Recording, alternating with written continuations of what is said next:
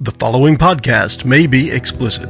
Shedcast presents Adventures from the Shed, a tabletop RPG podcast. You can find us online at adventuresfromtheshed.com. Welcome back to Adventures from the Shed. Join us at our gaming table as we continue our Dungeon World campaign, Perils of Parandisi. Our heroes have arrived back at the Order of Trenger monastery to regroup and prepare. Enjoy the podcast.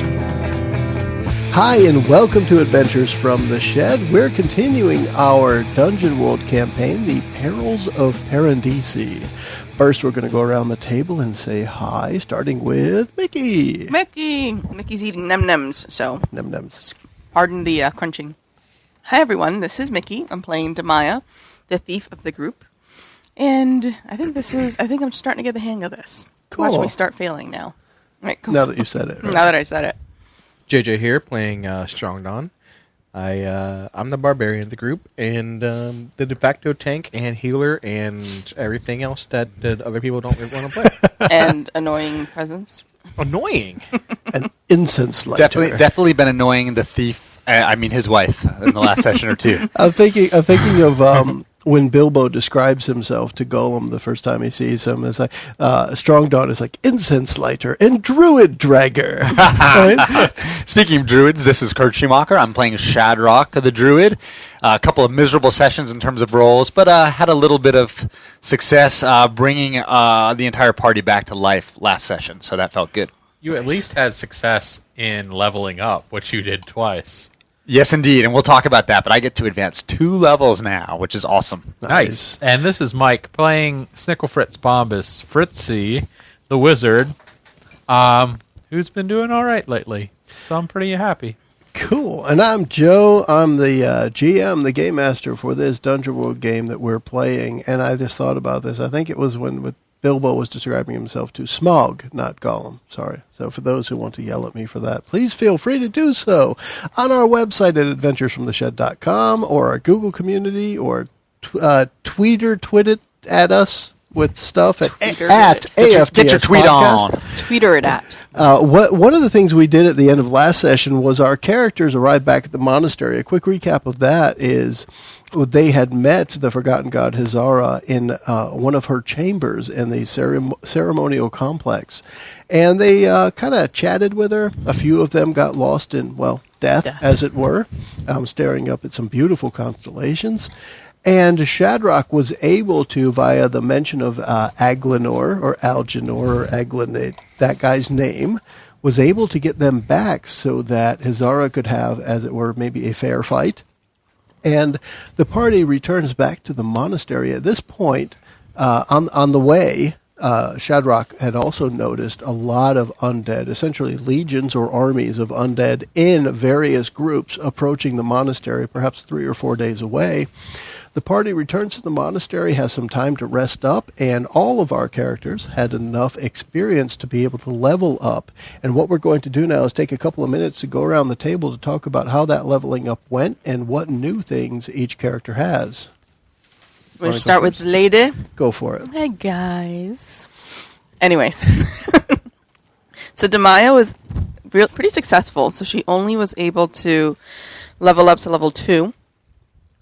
And that meant that she chose to add to dexterity. Well, I chose to add to dexterity, so now she's got a dex modifier of +3. Well, actually, it's 2. It should be 2 still, but you have a 17. When you get to 18, it'll be 3. Well, that's just rude. It's not so rude as it is technical. Well, what's the point of doing that? Because you have to next get time. to 17 before 18, unfortunately. Well, that's a loser. Unless you're Kurt, and you can hop over. I'm just going to hop over it. Yeah.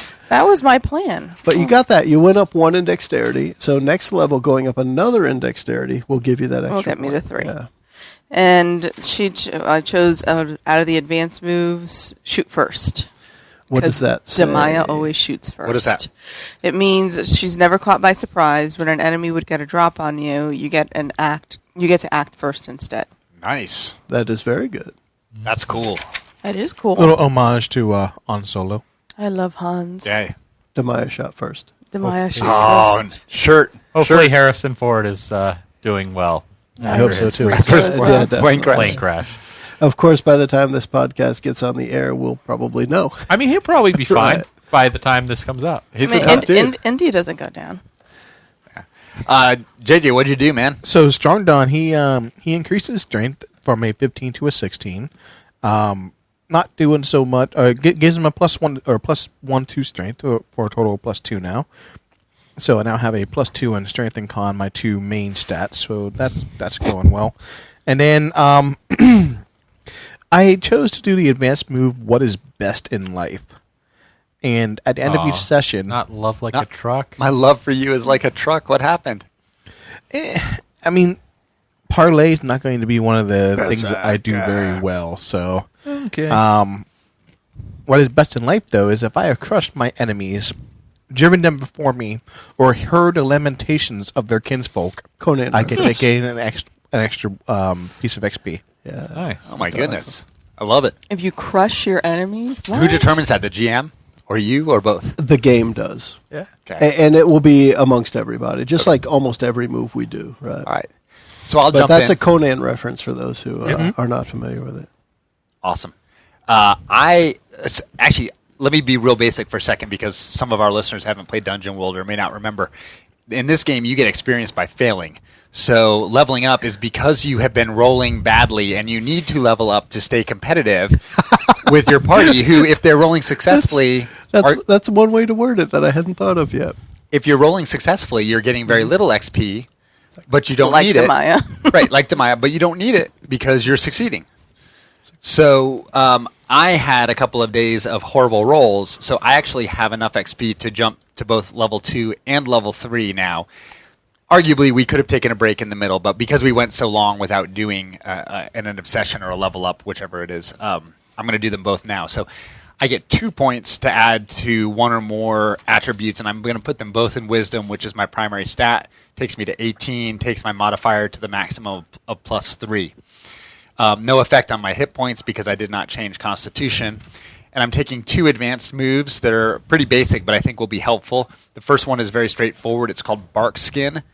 So long as my feet touch the ground, I get +1 to armor. So that will take my armor to 2. The other one is interesting. It's called Shed. It says, when you take damage while shape-shifted, you may choose to revert to your natural form to negate the damage. So I envision that being, I get walloped for 7 hit points, which in this is a ton of points. Instead of taking the 7, I go back to a crumbling ball of humanness, but I take no damage. Right. So I might lose my holds, Yeah, but I you don't drop take the your damage. holds to do it, right. Yep. Now, one thing that I would ask for you, Kurt, is the one that increases your armor by 1 when you are touching the earth.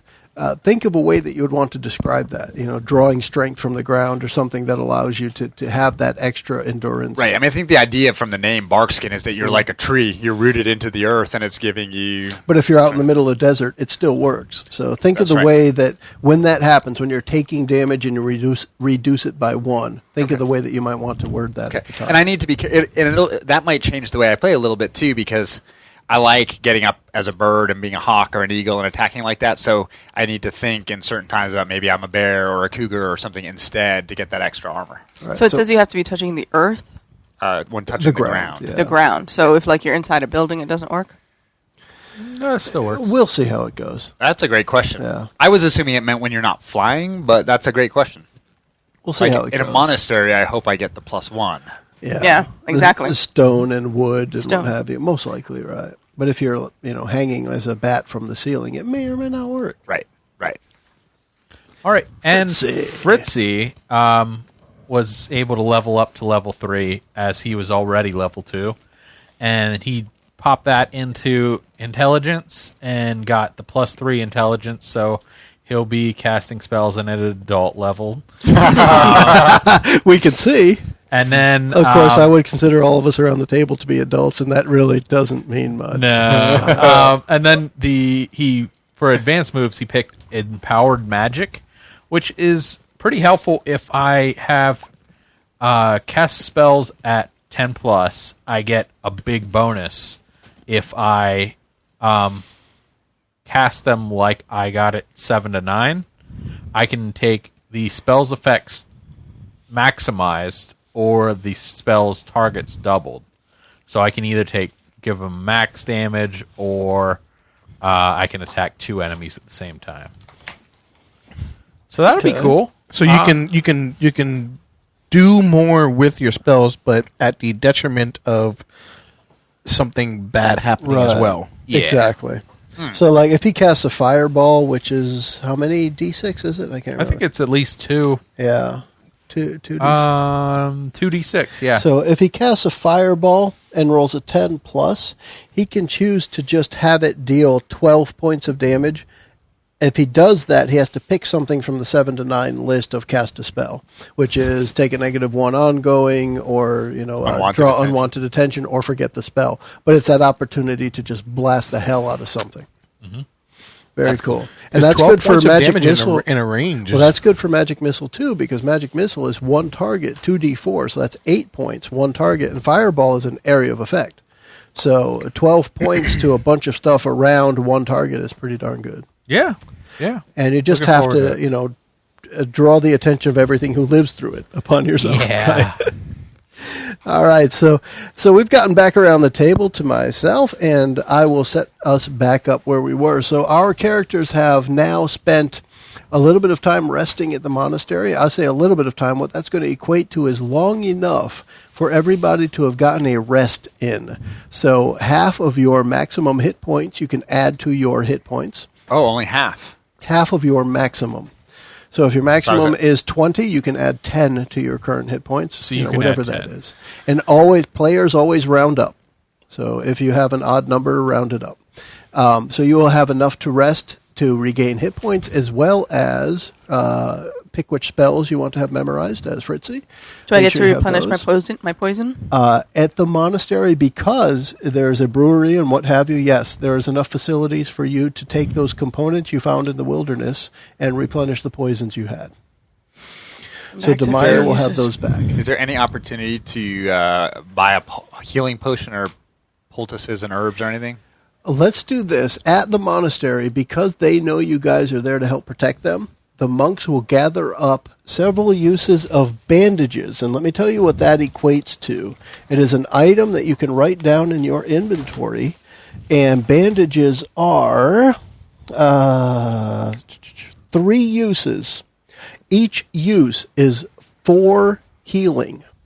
However, it is a slow application. You're bandaging a wound. So that means it's not drink a healing potion, you get a bunch of hit points back. It is when you have the time to bandage up a wound, so half a minute, 2 minutes, whatever it may be, depending on the wound, you can have 4 hit points back. So each person can add bandages, again, which is 3 uses, and each use will heal 4 hit points. Bandages are very light. It adds 0 weight to you. So, 1 pack of bandages is 0 weight. It's like a little first aid kit, if you will. If it's all right, I'm going to use one right now, and then when that's effective, I'll be at full max hit While points. you're at the monastery, they'll bandage you. Don't use one up. Okay. They'll help you out.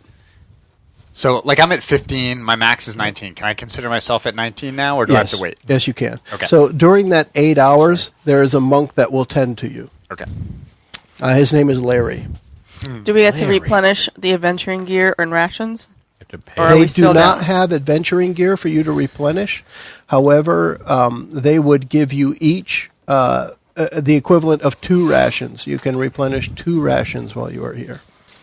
So they have a limited supply of food because they're about to be besieged by undead. I don't want to take all their food. I just need one. Well, considering they have enough stores to keep themselves going for weeks, having you 4 get a couple of extra granola bars is not all that bad. So you get a handful of grains, a handful of, different nuts or whatever that you can eat. Cool. So what is your plan at this point with the undead horde approaching from all sides and from varying different strengths, groups of 5 to 50 that Shadrach has seen on his way here scouting? They're going to arrive in approximately 3 days' time based on their current progress. What is your plan to help the monastery out? All right. So the first time I was at the monastery, I went around and put runes on the walls to keep the undead out. So I'm going to check those and then go into the monastery, and if I can communicate with the unspeaking monks to try to find the object that they're looking for, to open a portal I think Hazara said that the last time. There was a gateway. The said there's a monastery gateway. was a gateway, was the words I think she used. So I'm going to be looking for some magical item that perhaps is the reason the monastery is so awesome to them. Okay. Right, When you check the runes, you realize there have been some feeble attempts against them, but everything is holding strong. So it's like they may have had some undead scouts or something ahead of time. But in the meantime, everything is holding strong. You're sure they wouldn't hold against this entire force coming in, but there was definitely, based on what you can see, there were some attempts against the runes. And at least at the start, you don't have a clear indication of what this gateway might be. As a party, we discussed the fact during our break our break here at the monastery, that there's no way that we're going to be able to stand against the thousands of undead who are coming, and there are no allies in the area that we could reasonably contact for support. We had thought about, is there a powerful creature? Is there a good dragon or someone we could ask to come and fight with us? And that's not possible. So Also, the dragons are never good.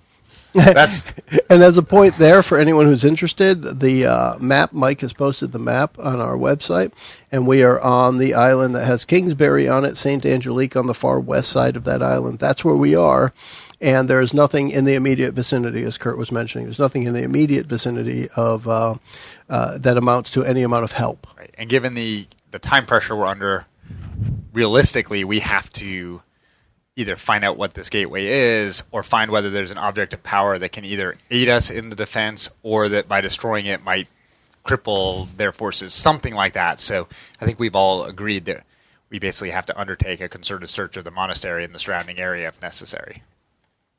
All right.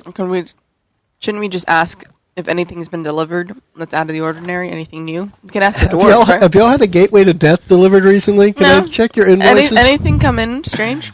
Anything that was strange? Well, or if the monks or the dwarves know any, if they can point us. Now, to the point that Demaya was looking into, you see when asking around that almost everything is exported from here. They have their own wheat fields, granaries, what have you.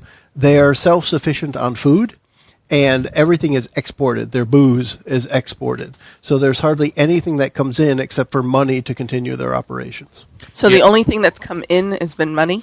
Essentially money, clothing, linens, things like that for them to clothe themselves and keep themselves going, some lumber here and there, but nothing that would amount to a gateway to hell. Okay. so to Yeah, speak. when I created this island, I definitely saw the smaller towns on this island as being basically support for Kingsbury. So, Yeah. like, they were the suppliers. They're the alcoholic support for Kingsbury, Yeah. so to speak. Yeah, St. Angelique, the Order of Trenger monastery. When Fritzy created the island, baby, he saw it like I know, right? It's like a creator. Talk about metagaming there. What When I is- created this island. What is Strong Dawn up to over the next 8 to 12 hours? I mean, growing up in the in the tribes, like whenever an invading force is coming to steal our goats, we would always send out raiding forces to try to cut the head off, so to speak, to try to take out the leadership. Because when there is no leadership, the attacking body seems to disintegrate, and that would seem even more so true if you have undead who are essentially mindless. All right, so tell me a little bit about the plan. Who does Strong Dawn think is in charge? Who would you go to cut the head off of?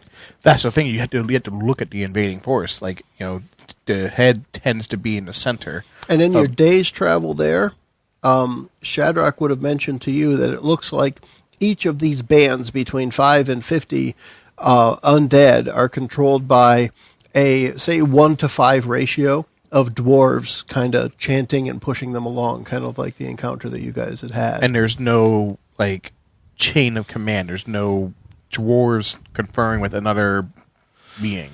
If you had to guess, the chain of command would be from the dwarves up to Hazara at that point, based on the very limited experience you have with it so far. Fair enough. Yeah, 'cause that's However, any die roll could prove differently. So with Head a off might spout mean- lore right. or what have you. Although if you take out a couple of those, the commander guys, you might take out large groups of Exactly. of undead animals. Because That's what we did if last nothing's time. driving those undead animals toward the monastery, those are forces we don't have to deal with, and we can take out a unproportional amount of troops coming toward the monastery. Yep. I'm stealing M&Ms from Mickie. Sorry. Go on. So I don't know. I think, that's his I think plan. in the interim, while the monks or the Maya and everything like that are looking for this item that you guys seem to think is here, I think we should try to cut some heads off. Yeah. And it may not be an item. I mean, the gateway could be a hole in the basement to hell. I mean, we don't know. But So let's we take could this split. then. We can split the party. I already did that last time. So amongst the 4 party members, as well as Thargus Hackshield, the general consensus is from the dwarves is we need to shore up the doors, make sure everything is protected as much as possible, because when they arrive, we need to keep them out as long as possible and try and kill them. Get some people up on the walls with slings, and they don't have bows and arrows here. It's really just dwarves with their hammers and axes and what have you, but they'll throw rocks and use slings, what have you. A couple of crossbows around, but this place really isn't built for defense. And that's their plan. You guys are going to do what specifically from this point, given you have about 2.5 days until the undead arrive? Is anybody acting weird? Aside from you 4, not necessarily. Nobody's acting kind of out of character. I mean, there is a lot of... let's do this. Let's go to a Discern Realities roll with that. Because overall, people seem to be going about their business and at the same time trying to make sure there are defenses where needed. But if you're going to look for something else, you're going to fail and mark an experience. So that's a 4 minus 1 is a 3. Is that the lowest roll we've had so far? I want to give you I've rolled Snake Eyes. record. Okay, All right. so you don't have that record then. Okay, so you're looking around, essentially losing yourself in the different areas of the monastery, trying to figure out if somebody's hiding in a corner here. no, or you're not so much that. suspicious. Just if anyone's for- kind of acting out of character, because I we've guess encountered. that's what I mean. You're looking around for somebody who might not be going about their normal business. Yeah. Right. And you're doing that. You're off looking for somebody who is... Like a saboteur. there you Exactly. go. I like it. And who else? Who else wants to investigate further, make a roll, lose themselves within the monastery? I would like to. JJ, do you want to go off and fight? Or do you Yeah. want me to go off and fight with you while they search the monastery? I think we should get some generics with us and go out to see if we can't Okay. cut some heads. And I don't what think is- that's the solution, but I do think that that's what he would do and maybe what I would do. So And what's Fritz you want to I would like to accomplish? to keep searching for whatever item that they might be looking. Like even if I have to discern That's what and you're really going to do. really look Yeah. into it. So you're going to be studying the entire area and trying to figure out what's going on, Right. essentially. So we're going to do a Discern Realities roll with that. All right. And what do we get? 7. 7 is not a failure, but you Nope. get to ask a question. All right. Sheet should still be out there, yeah. What here is useful or valuable to me? Okay, so I think that's a pretty good one. I think we'll put it this way. You find your way into one of these sub-basements of the monastery where they store casks for aging or something of that type. Humidity controlled, what have you, these nice areas. And JJ's making shadow puppets. When you get down there, you realize that the entire room that has casks stacked like 4 or 5 high is a lot warmer than it should be underground. And when you're entering the area, one of the dwarves is complaining that it's going to ruin the mead and that it's a lot warmer than it should be. And this place is there's something been wrong here for the last few days. Well, I suggest to him that we can't have the mead be damaged, so he should I'll drink pull- it now. He should pull it out so I can actually Like, I say it like I'm worried about the mead, which I am somewhat worried about the mead, but I'm actually looking for whatever item is perhaps causing that, and by moving that out, maybe I can see this item. Okay, so you've entered a room, and the room has like finger-drawn casks along the bottom of the south side of the room. And the guy takes some kind of odd-looking... Yeah, I couldn't finish those, sorry. He takes some kind of odd-looking hand truck dolly kind of thing, moves some casks out of the way, and that southern wall of it feels warm. The whole wall feels warm. I'm afraid that I'm going to have to roll again, but I would like to check out that wall to see... like, what is causing that? I need to figure out what is causing the... How are you going to do this? Is this detect magic or discern realities? Maybe I'll detect some magic first, since I probably am better at I say that. it because last time you did detect magic a few times when something was amiss. Okay. So let's try that. Ooh. And that's a 10. A 10 is a complete success. Complete success Oh my this gosh. time. Now, if you would, just recount to us what happens when Fritzy does a detect magic spell, because I think this is the first success. Yeah. So when Fritzy does it, his eyes glaze over white, and then they shine, almost like flashlights. And then his senses are briefly attuned to magic, and the GM will tell him what is magical. So in my mind, I see like the Century Fox spotlights going all over the place, and then zooming in on one thing. That's kind of an interesting idea. I know when you said that, I was thinking that the Eye of Sauron thing where it fixes on something. Yeah. Or I like that. the items in the room that are magical glow a different color, and everything else is like grayed out. But they only glow to you. They only glow That's to more me. what I think of, like Assassin's Creed, like Eagle Vision, where Yeah. you see the important things. Okay.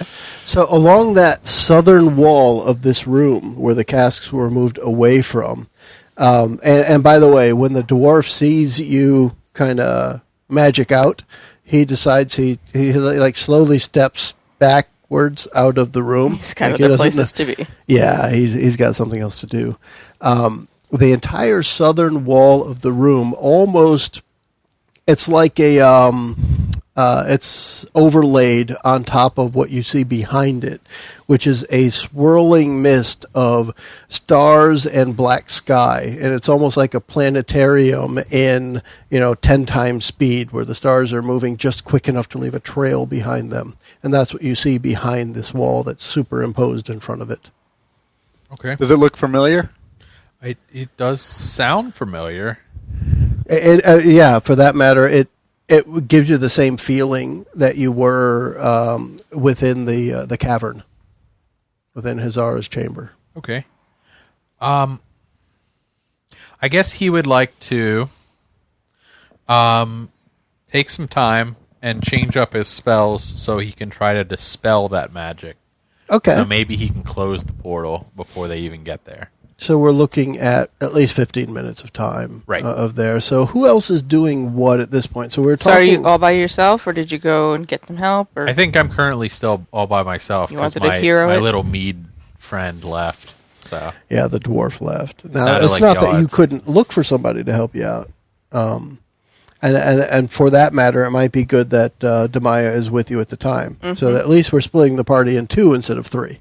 Well, I think Demaya is already wandering around looking for something strange, and that definitely seems like it might be strange. It very well could be.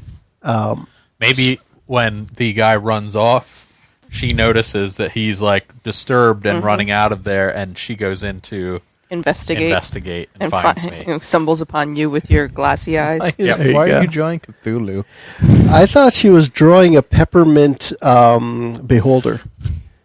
That's what I was thinking a out clock. of that. Yeah. Well, I mean, it's the end of the world. This is what's coming. Okay. A Navinral's disc from Magic. That's what it is. It destroys everything. It destroys everything. All right. So Mickie was drawing on our map here, so we got distracted. So Demaya and Fritzy will be in the same place at this time. And we're talking about Strong Dawn and Shadrach. heading out of the area and possibly trying to eliminate a couple of these groups of dwarf/undead animals. Is that correct? Yeah. Okay. What I'd like Trying to to buy time by finding the groups that are closest to us and knocking out a leader or two. Maybe it buys a little more time if we need it. So give me an idea of what that looks like, how you guys would handle that action, and we'll summarize it in a couple of roles. A small task force, just quick in, just kill as many of the, or even knock out as many of the leaders as we can, and get back out without trying to maximize damage, just trying to minimize impact on ourselves. Right, we're not trying to fight the undead animals if we don't have to. We're trying to hit the leaders quick and hard and moving on to the next group. Okay.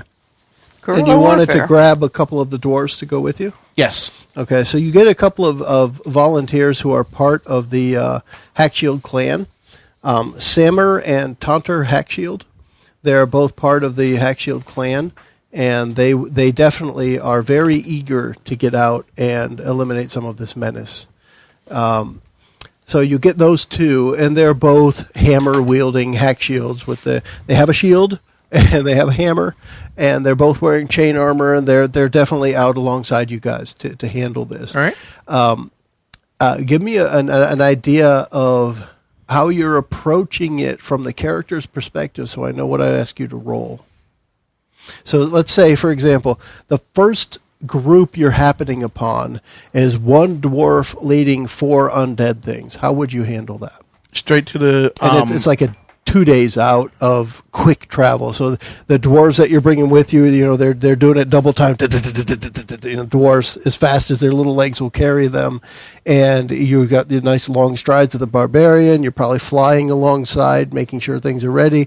You spot the first group. There's one dwarf and 4 or 5 undead animals that they're leading ahead. So, taking the dwarf out is the absolute priority. Killing the undead is not our goal in this. So now, when you say taking the dwarves out and the time you're going to travel, Sammer and Taunter would tell you that they do not want to kill another dwarf. So when you say taking the dwarf out, you would know from them ahead of time that they do not want their brothers in arms to die. They ain't coming. They would have been part of the whole briefing. Well, they would want to do kind of like what you did with Circus. Knock him out. Circus, you subdued him, tied him up, and sent him back to the monastery. He is currently in a cell somewhere because he's still babbling, right? And they would expect that that's what would happen to the next dwarves. Now, if you want to say that because of that you wouldn't bring them along, that's fine. But they are dwarves, and they don't want to kill their brothers in arms. And that's noble, that's fine, but that's not what survival is. Well, they want to survive by capturing their brothers in arms and making sure that they are brought back to the good side, to the light side. Yeah, they're just mind controlled. They're not. That's what they think, at least, right? Exactly, and the zombie and the guy that got bit by a zombie is just bitten a little bit and bleeding a little bit. No big deal. We'll just bring him back into the fold. Said the blonde girl who kills everybody. We refer to our other Dungeon World game a lot here. At least I do. And this happened in our other Dungeon World game where the werewolves were biting people and turning them into werewolves. And the people of the town said, "Oh, they're just sick." Yeah, I think if we wanted to. Well, the problem is getting them back, but we could. We could easily ambush these smaller parties by. I fly up. I'm in a tree. I drop on them, mess them up as a hawk or whatever. You come in, bop them on the head, tie them up, or kill them as you prefer. But if we're going to kill them, we can't take the other dwarfs around. I, as a druid, don't have a problem killing the dwarfs because to me they're unnatural. They're already corrupted. Menaces. You also don't have a problem killing the undead animals. It's actually putting them to rest. Right? Exactly. Right. Exactly. So. But in this instance, it's a matter of taking out the maximum amount with minimum effort. Right. It might be faster, you and I, and leaving the dwarves at home, and we go, I distract, you, and we move on to the next group. Unless you say, oh, we go and we knock them out, and then just have the dwarves follow behind you and take them, Like you can quick go in, swoop in, and knock them out, and then the dwarves can be handling while the whatever Transform. animals are there are distracted. The undead would probably disperse with the dwarf knocked out. Right. Right. Yeah. The dwarves could be basically our jailers. They could be chain a cleanup crew. crew. They Yeah. could chain them like a cleanup crew. And then you could listen to their lamentations while they wail behind This you. is true. So here's what I'd like to do then. From the All right, sound of I'm this, okay with that. We're talking about Strong Dawn going just straight forward with strength, trying to wipe things out. Yep. And from the way that Kurt has described it for Shadrock, it would be wisdom because you're going to be doing some shape-shifting and messing with people. So in order to get some of this done, as you guys have described it, we're just going to do one roll for each of you. Okay. So go ahead with a strength roll for Strong Dawn. He is warming. Oh my gosh! Lordy. But hey, the D6 isn't higher than the D8. So I don't have a double negative. All right. 5, 7. All right. So I have a 5. Not a highly successful raid, right? Is that right? 4, 5 plus 3, 8. 8. Sorry. So what we're going That's to just my say, not being able to do math. what we're going to say for now, because I was encapsulating what you guys were trying to do within these couple of rolls. You're just going to be taking an extended time out there trying to get this stuff accomplished. In the meantime, because you guys are going to be gone for at least 2 days now, Demaya and Fritzy have been down in this area, and these guys, Shadrock and Strong Dawn, have gone out with the dwarves now to try and clean some stuff up. They've been gone. You're down in the cellar where the casks are, and you found the warm wall. You know there's some magic there. Demaya has found her way into this room. What is it the two of you are going to do? All right. I would think that the first thing I'm going to try, as I was studying my book, is to try to dispel the magic. Okay. And see if maybe if I use that, if I can close the portal, and then they'd have no reason to attack the monastery. If that doesn't work, maybe I can do some kind of ritual with the Maya's help to, I don't know, hide it or dispel it like that. Okay. So you currently are seeing this as the gateway that Hazara mentioned. Right. And you want to close it. Right. All right. So let's start with that dispel magic then. Okay.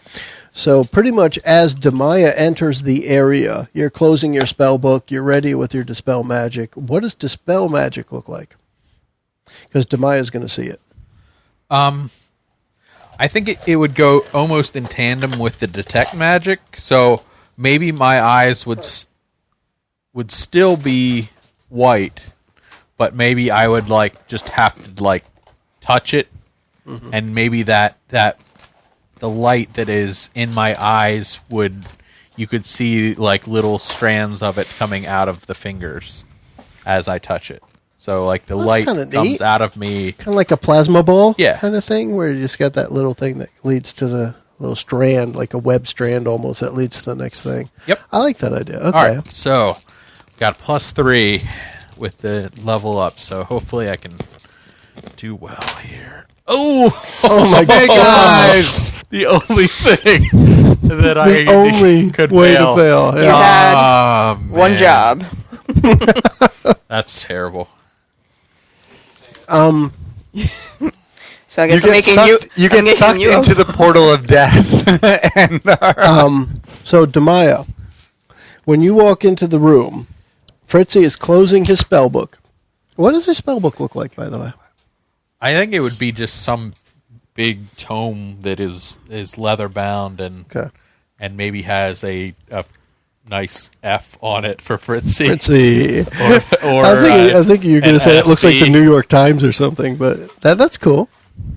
Okay, so you see Demaya, you see Fritzy closing his spell book, stand up and perform this spell, and this white wisp of light magic stuff emanates from his hand, and when that happens, the wall kind of vanishes, and you see the night sky along that entire south wall, and it brings about that feeling of despair you had when you were in the other room. Lovely. Yeah. Can I aid? You can aid him in being desperate. So I feel desperate. You have that feeling of despair now. Now, that's a good point. As far as a basic move, there's the aid or interfere move. And the way that works, and it's something we still have to do as a group here, is it works based on bonds. When you go to aid or interfere, you roll plus the bonds you have with that character. And that allows you, if you aid them, they get a +1. And if you're trying to interfere with something they do, think they get a -2 to the roll. But you have to roll for that. And we need to know that ahead of time. It's something we haven't really done much of yet. But aiding or interfering with what someone is doing can be definitely useful. It can turn a 9 into a 10. It can turn a 6 into a 7. Can bring success from failure. In this case, though, you see that happen. So he stands up after studying his book, outstretches his hand. This wisp of magic stretches from his hand to the wall, and the wall disappears. And you see that apparently death awaits you again. So what does that mean? Does that mean that I'm dead? You're not, but it's that idea that what was before you, what you were surrounded by, is now just in front of you. So maybe it's not as bad as it was before, but I remember that feeling. Yeah. So can I now... So instead of the nightmare, you're remembering the nightmare. I'm remembering the nightmare. Yeah. So as a result of that, couldn't I try to... that would freak me out, because I don't want to go in there again. Yeah. You might want to do an acrobatic leap. Yeah, I'm thinking like a defy danger. Right now, as far as the effect, statistically, the effect on your character is nothing. It is more of a description from me. Okay. That's bad. What he just did looks like he opened up this wall underneath the monastery into the same dimension that you were in when you were in Hazara's chamber. You may not have been well done, prepared Fritzy. for Well that. done. So don't do that again. Well, I mean, Stop that! Stop it! I would look at you like, this is too powerful, and we need maybe, I don't know if the Trenger monks are magical in any way, and they could assist, or if, Should have used my incense. or if you could assist. I don't know how magical a thief is. Do not do that again. Rule number 1. That's fair. Definitely. Rule number 2. I don't know what can we go about. How can we do this? I'm not magical at all. I don't Except know. for, is there any magical people in this? Well, here's the community? thing, though. The one magical person that's there caused the problem. Are you sure you want more magical stuff? No, I said don't do that again. I mean, now we've exposed the problem, so now we can get all the magical people that we can together and maybe close it now that we can see it. It's kind of like setting a broken bone that's kind of sort of healed. You got to re-break it first. Ow. Yeah. My leg hurts from just hearing that. So, as far as the monastery goes, the monks themselves, they're more of the Buddhist type of thing. They're at one with the world, not necessarily magical, just they're in tune with nature. And Kind there's of like the druid isn't magical, but is in tune with the world. Well, he's magical too. He doesn't cast any spells, I guess is what I mean. animals. You can call it, you can call it magical, but it's a natural. Is there thing. anyone in the town or the whole area that is magical? But see, I call upon the spirits to change my shape. It's As more like a cleric. far as you already know, the answer to that would be no. There's nobody around who is magically inclined. So I'm the only magic guy. You You would are. be You're the wizard, man. the wizard. There is nothing in this area that thrives on the mana of the earth or the ethereal powers that you do. I So- guess I got to try again then. Don't do that. I'm the only. Don't do it. All right. So wait. Question. All right. ahead. So she kind of looks at you and goes, "That gave me a feeling of death. I felt like complete despair, no hope. What if we try to do the opposite of that? Like, what would be the opposite? Sing that one feeling. love at it. Instead of Let's dispel all magic, create magic. Let's all sing Kumbaya Hold and hands. try to hold hands. No, I mean, like, we need something that represents a life force to counteract death. Maybe you could aid in my spell casting by your positivity. Well, she's not positive. No, I mean, She positively doesn't want you to do that again. you know what I'm getting at? Like, counteract death with something that represents a life force. Right? I mean, If I were there, I could do call have out a light squirrels. force. That you just said that they love that's their bag is life force. Well, the ancient god of death and disease and bad stuff wants to consume life, because then life is gone and you have death and disease and bad stuff. Maybe they could stand around and chant So we need while I something that... cast. Is there a pregnant lady? Let's have somebody give birth. Again, Mickie with the first bad joke. No. Is there a god of light? Is there a god of light? or life in this world who's of significance? Who wants to spout lore for that? Is there? Well, you and I aren't there, so Yeah. I could do that. Like, you know what I'm Good getting idea. at? We Yeah. need something to counteract this force. Something that's I need a different the dice, opposite of life, of death and despair. So life and happiness. That would be Shadrock, I believe. Shadtastic? No, just kidding. He's the only one that didn't fall into the pit of despair the first time. though. Did you steal my dice? I didn't fall in. I jumped in. I don't know. Mike's looking for dice that are going to roll good. All right, Oh my those are gosh, the did you just get best. 3 1s on Yeah. 5 dice and a All right. 2 and a 3? Oh my gosh. All right, so let's get some knowledge going. That's not bad. That'll do. That's an 11. 11 is knowledge indeed. Okay, so Wish I would have rolled that for the cast. based on what we were just talking about, the idea of life countering death within the monastery, maybe it was found out when wounds were being tended to in the monastery. But one of the things that the monks actually praise more than worship, but they're attuned to one of the gods of the wellspring of life. And you don't know the name of it, but you recognize the symbol. They all wear the same symbol. And these monks are indeed about bringing forth goodness into the world and life from lifelessness, as it were. So the monks themselves, if you found a way to communicate with them, would probably be able to help you out. Now, the dwarves seem to have found a way to communicate with them, even if it's just in coins. So we need a dwarf to communicate to the monks that we need to do a life-bringing ritual in this room. Yeah, that sounds like the plan that is better than me failing again. At least for now. Mm-hmm. So let's go and try to do that while we see what Okay. the other guys are doing.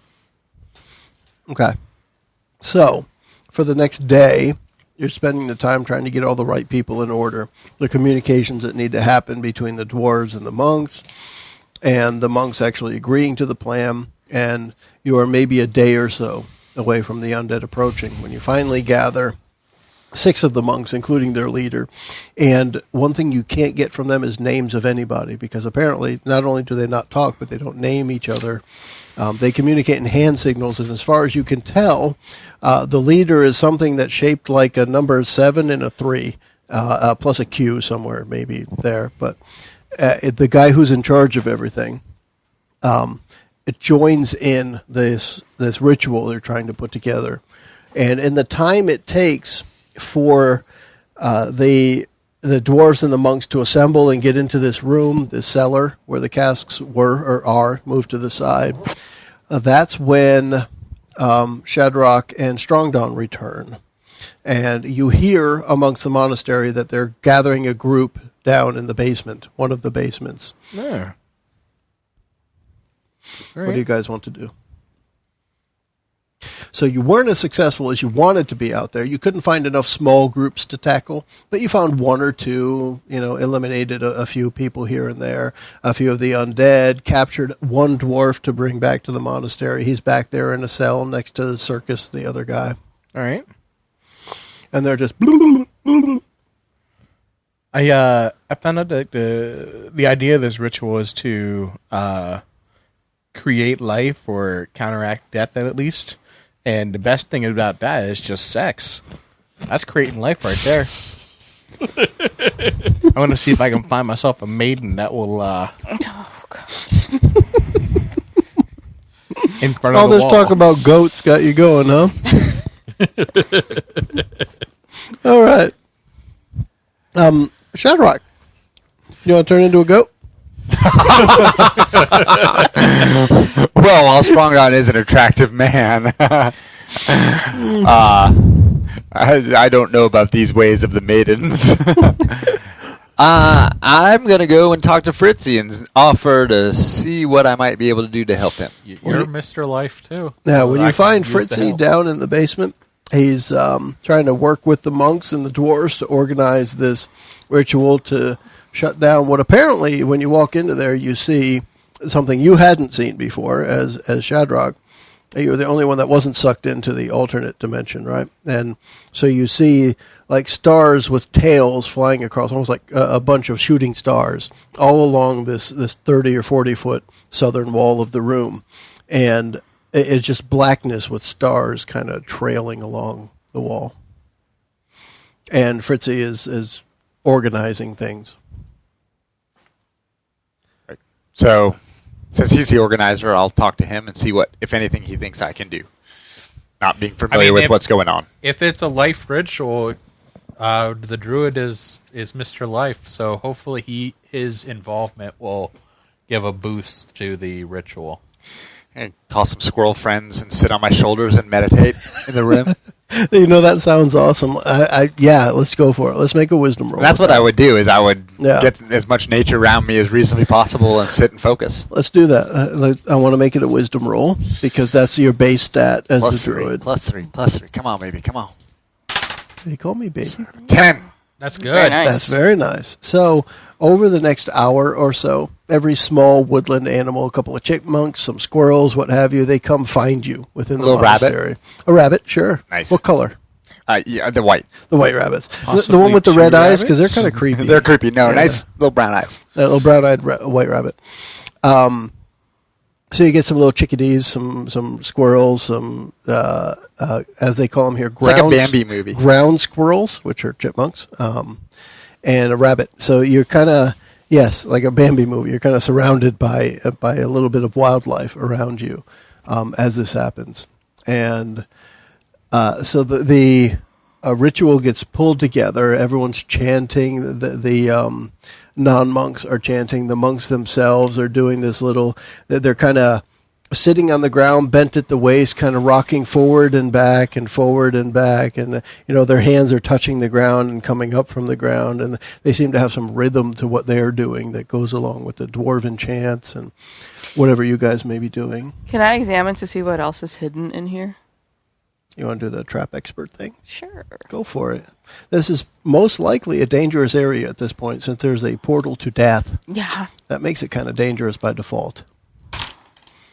Oh gosh, you freaking succeeded! I did. Awesomely. That's a 6 and a 5 plus whatever makes Plus it well 2. over a 10. Place it well over a 10. Yeah. So So that means you get a lot of stuff, don't you? I hold 3. Yeah, I can ask all 3 of my questions. you sure can. Well, let's start with 1 because you don't have to ask them all at the same time. What does the trap do when it's activated? Well, there. All right. So this is a good one, I think, in this case, because the wall itself is it's analogous with a trap. I mean, this goes into another dimension, right? So if something were to go through from this side, you are pretty sure that it would just die, right? It would leave its essence in this world, and its being would go to the next. If something comes through from the other side, you feel it would gain life.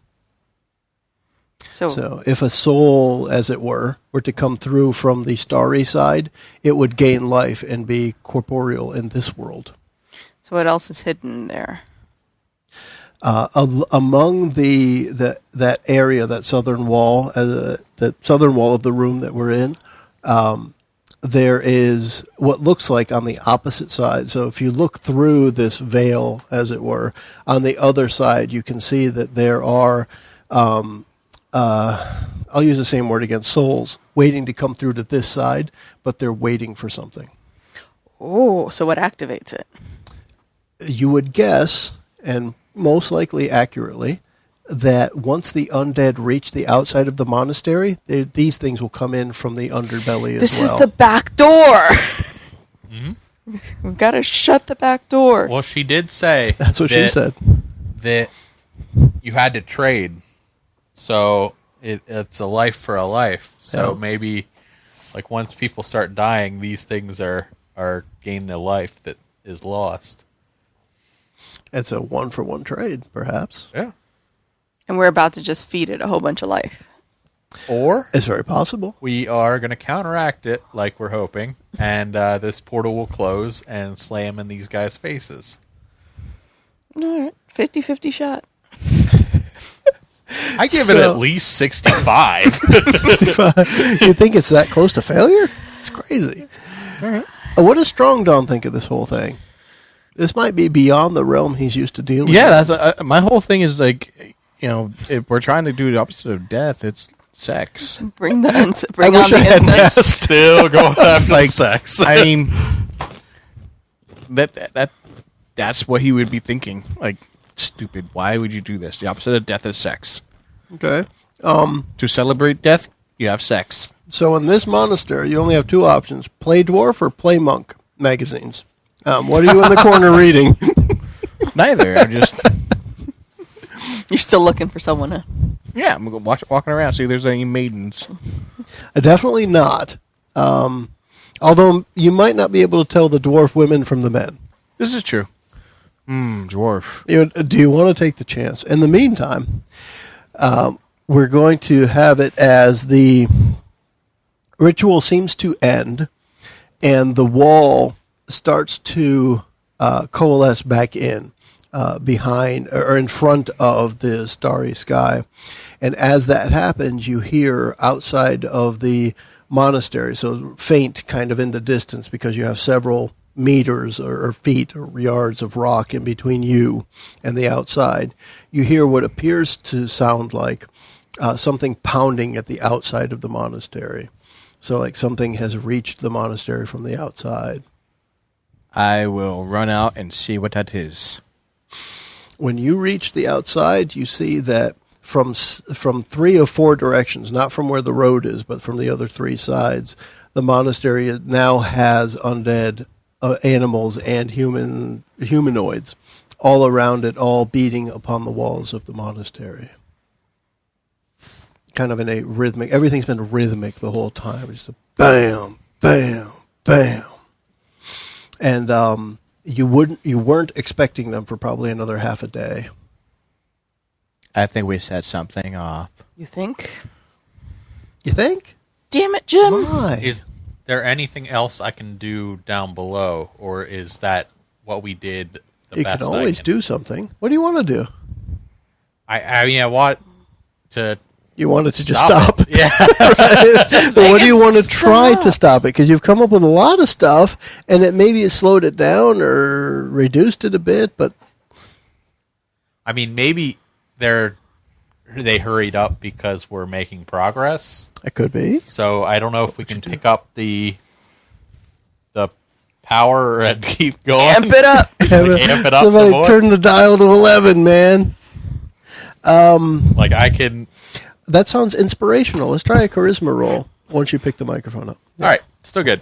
All Very right, good. so what is it? Charisma? Let's try charisma. Yeah, because you're going to try and egg people on, right? You're trying to, come on, everybody, chant louder, lean forward faster. Very nice. Okay. 10. So at that point, what does it sound like? Do you have a little inspirational speech you want to try?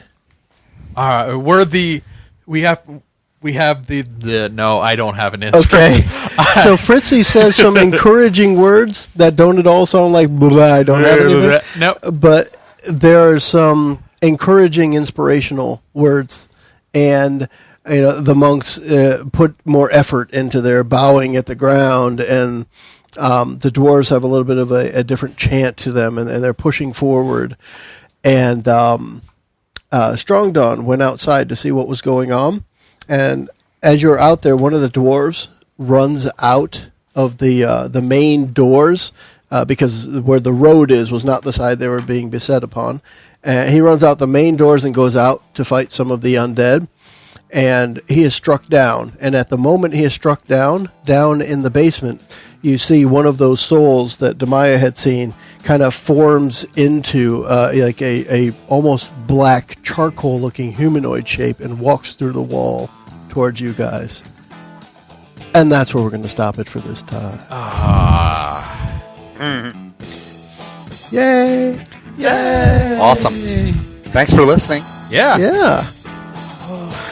And we'll see you How's next this time. going, huh? It could be better. Yeah. All right, so we're going to wrap it up for this time. Everybody want to say... Bye, everyone. Bye, guys. everyone. Bye. Thanks for listening. Little penis. After finding the gateway to Hazara's realm in the lower level of the monastery, the party is faced with the challenge of closing the gateway before it's too late. Does Hazara really mean to trade a life for a life? We'll learn next time. Thanks for joining us. The preceding podcast was brought to you by Shedcast. You can find us online at adventuresfromtheshed.com.